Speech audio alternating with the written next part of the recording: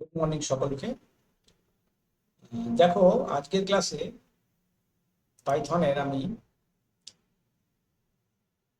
দুটো জিনিস দেখাবো। একটা হচ্ছে সেট আর একটা হচ্ছে নাম। দুটোই ছোট ছোট, সেই জন্য দুটো জিনিস হয়তো হয়ে যাবে একসঙ্গে।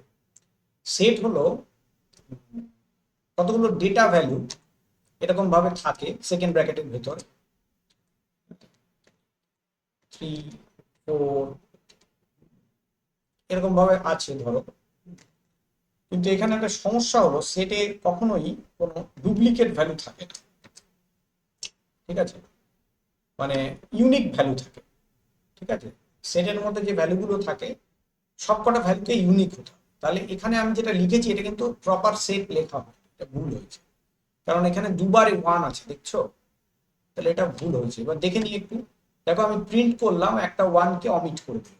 ঠিক আছে, সেট হলে এমন একটা জিনিস যেখানে কিছু ভ্যালু থাকে, পরপর কিছু ভ্যালু থাকে। পরপর বলাও ঠিক না, বেশ কিছু ভ্যালু থাকে, ইউনিক ভ্যালু থাকে, যেখানে কোনো ডুপ্লিকেট ভ্যালু থাকে। ঠিক আছে, আরেকটা জিনিস, সেটের ভ্যালুগুলো সাজানো থাকে। ঠিক আছে, মানে এলোমেলো ভাবে থাকে।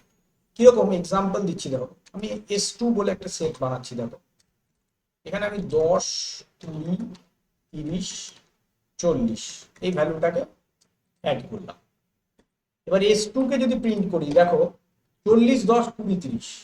তার মানে নির্দিষ্ট কিন্তু কোনো অর্ডার নেই, 10, 20, 30, 40 থাকছে না, চেঞ্জ হয়ে যাচ্ছে। ঠিক আছে, সেট জিনিসটাই এরকম, মানে ভ্যালু ইউনিক হবে এবং এলোমেলো ভাবে থাকবে, অনেকগুলো ভ্যালু একসঙ্গে থাকবে।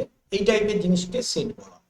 ঠিক আছে, তো এটা যে শুধুমাত্র নিউমেরিক হবে এরকম ব্যাপার নয়।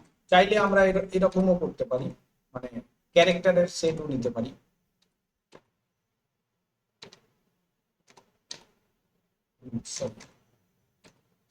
খেয়াল করবে ক্যারেক্টার গুলোকে কিন্তু আমাদের সিঙ্গেল কোটেশনের ভেতরেই রাখতে হবে, তা না হলে কিন্তু আমার সেট তৈরি হবে। ঠিক আছে, এবার দেখো ওই ডুপ্লিকেট যেহেতু নেই সেই জন্য পরপর এলো, কিন্তু পরপর সাজানো নেই। খেয়াল করো, এর পর সি চলে এসছে, তারপর বি, তারপর ই। এটাই হচ্ছে সেটের সিস্টেম। ঠিক আছে, এটা ওই র্যান্ডাম ভ্যালু জেনারেট করার ক্ষেত্রে অনেক সময় কাজে লাগে। এটা এই টাইপের জিনিস। আচ্ছা, আর একটা জিনিস আছে, সেটা হচ্ছে নান। নানটা কিছুই না, নানটা হচ্ছে মানে যখন কোনো ভ্যালু থাকে না কোনো কিছুতে, সেটাকে নান বলে। ধরো এক্স ইকুয়াল টু নান,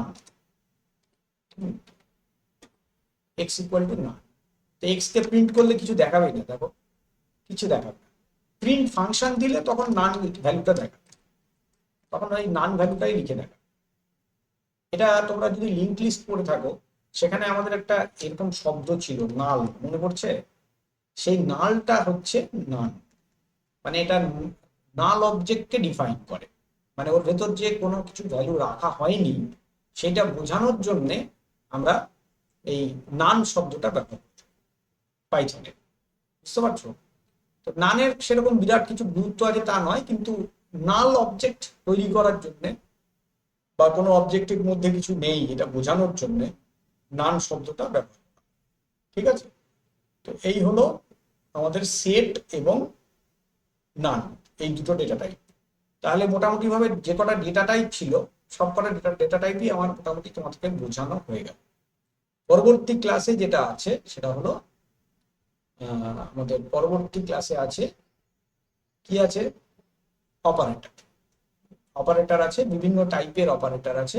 তো সেই অপারেটর গুলো আমি পরের ক্লাসে তোমাদের করাবো। ঠিক আছে, ভালো লাগলে লাইক করবে, শেয়ার করবে, কমেন্টে জানাবে স্যার ভালো লেগেছে, জানাবে, শুনতে ভালো লাগে। আর প্রশ্ন থাকলে কমেন্টে লিখবে। থ্যাংক ইউ সকলকে। আজকের ক্লাসে এইটুকুই রাখছি।